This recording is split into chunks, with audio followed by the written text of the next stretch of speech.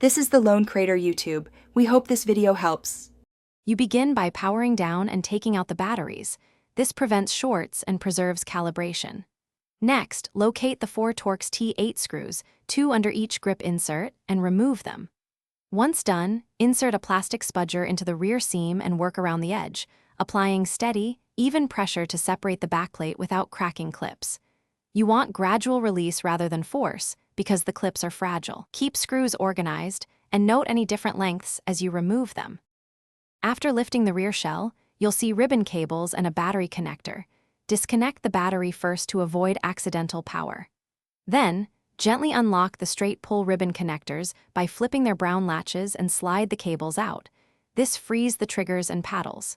Next, remove the small metal shield covering the PCB and take out the 3 Phillips screws holding the board. You must keep track of screw sizes and locations, because reassembly depends on putting each screw back in its original hole. With the PCB free, lift it slightly to access stick modules, triggers, and paddle assemblies.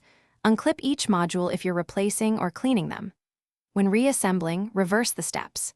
Seat each module, replace the metal shield, tighten screws to snug, not over tight, and reconnect ribbon cables with latches locked, then reconnect the battery. If the controller won't boot or buttons fail, make sure ribbons are fully seated and clean any corrosion on contacts. Sometimes a quick receipt fixes continuity issues. Thanks for watching. Consider subscribing if we helped you.